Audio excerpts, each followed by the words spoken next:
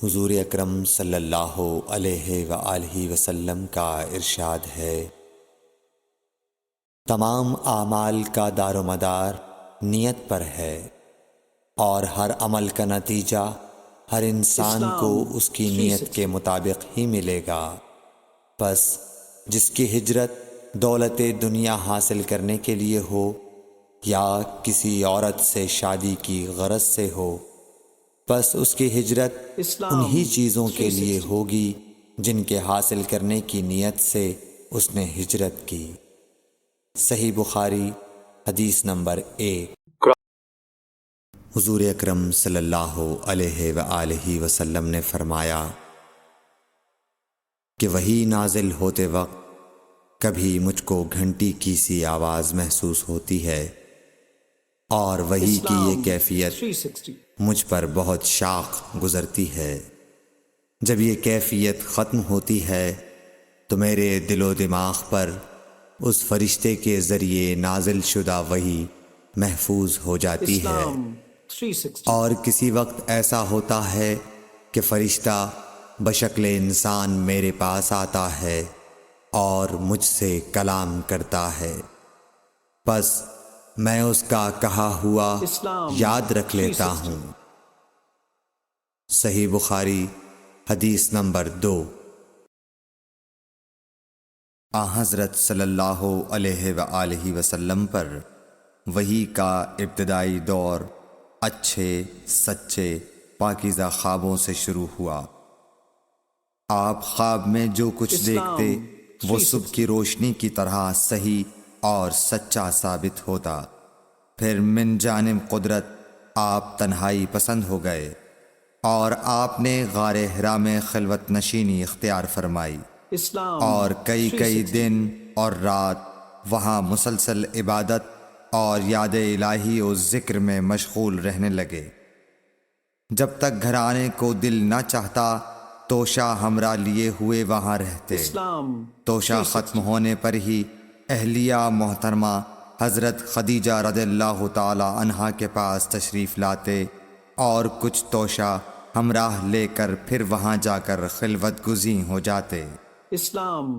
یہی طریقہ جاری رہا یہاں تک کہ آپ پر حق منکشف ہو گیا اور آپ غار حرا ہی میں قیام پذیر تھے کہ اچانک حضرت جبرائیل علیہ السلام آپ کے پاس حاضر ہوئے اور کہنے لگے کہ اے محمد پڑھو۔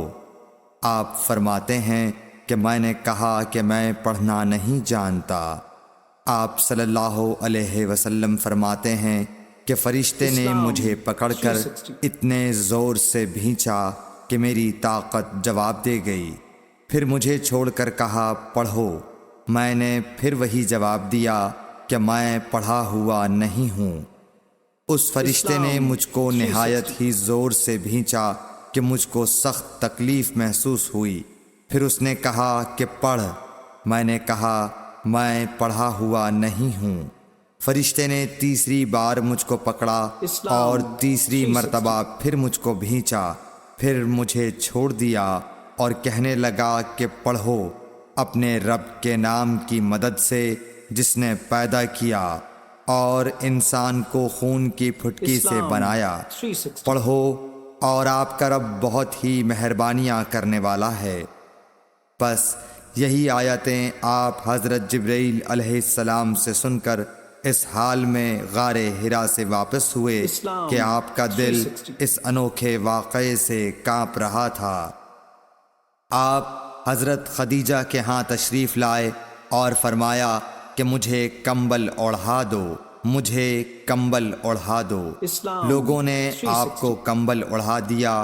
جب آپ کا ڈر جاتا رہا تو آپ نے اپنی زوجہ محترمہ حضرت خدیجہ رضی اللہ تعالی عنہا کو تفصیل کے ساتھ یہ واقعہ سنایا اور فرمانے لگے کہ مجھ کو اب اپنی جان کا خوف ہو گیا ہے۔ آپ کی اہلیہ محترمہ حضرت خدیجہ رضی اللہ تعالی عنہا نے آپ کی ڈھارس بندھائی اور کہا کہ آپ کا خیال صحیح نہیں ہے، اللہ کی قسم آپ کو اللہ کبھی رسوا نہیں کرے گا، آپ تو اخلاق فاضلہ کے مالک ہیں۔ آپ تو کنبہ پرور ہیں، بے کسوں کا بوجھ اپنے سر پر رکھتے ہیں، مفلسوں کے لیے آپ کماتے ہیں، مہمان نوازی میں آپ بے مثال ہیں، اور مشکل وقت میں آپ امر حق کا ساتھ دیتے ہیں۔ ایسے اوصاف حسنہ والا انسان یوں بے وقت ذلت و خواری کی موت نہیں پا سکتا۔ پھر مزید تسلی کے لیے حضرت خدیجہ رضی اللہ تعالی عنہا آپ کو ورقہ بن نوفل کے پاس لے گئیں، جو ان کے چچا زاد بھائی تھے اور زمانہ جاہلیت میں نصرانی مذہب اختیار کر چکے تھے اور عبرانی زبان کے کاتب تھے۔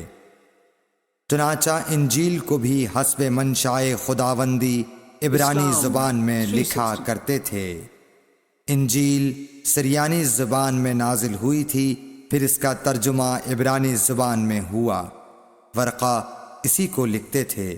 وہ بہت بوڑھے ہو گئے تھے، یہاں تک کہ ان کی بینائی بھی رخصت ہو چکی تھی۔ حضرت خدیجہ رضی اللہ تعالی عنہا نے ان کے سامنے آپ کے حالات بیان کیے اور کہا کہ اے چچا زاد بھائی، اپنے بھتیجے محمد صلی اللہ علیہ وسلم کی زبانی ذرا ان کی کیفیت سن لیجئے۔ وہ بولے کہ بھتیجے، آپ نے جو کچھ دیکھا ہے اس کی تفصیل سناؤ۔ چنانچہ آپ صلی اللہ علیہ وآلہ وسلم نے از اول تا آخر پورا واقعہ سنایا، جسے سن کر ورقہ بے اختیار ہو کر بول اٹھے کہ یہ تو وہی ناموس معزز رازدان فرشتہ ہے جسے اللہ نے حضرت موسیٰ علیہ السلام پر وحی دے کر بھیجا تھا۔ کاش میں آپ کے اس عہد نبوت کے شروع ہونے پر جواں عمر ہوتا، کاش میں اس وقت تک زندہ رہتا جبکہ آپ کی قوم آپ کو اس شہر سے نکال دے گی۔ رسول کریم صلی اللہ علیہ وآلہ وسلم نے یہ سن کر تعجب سے پوچھا کہ کیا وہ لوگ مجھ کو نکال دیں گے، حالانکہ میں تو ان میں صادق و امین و مقبول ہوں۔ ورقہ بولا، ہاں یہ سب کچھ سچ ہے، مگر جو شخص بھی آپ کی طرح امر حق لے کر آیا لوگ اس کے دشمن ہی ہو گئے ہیں۔ اگر مجھے آپ کی نبوت کا وہ زمانہ مل جائے تو میں آپ کی پوری مدد کروں گا، مگر ورقہ کچھ دنوں کے بعد انتقال کر گئے، پھر کچھ عرصے تک وحی کی آمد موقوف رہی۔ صحیح بخاری حدیث نمبر 3۔ قرآن و حدیث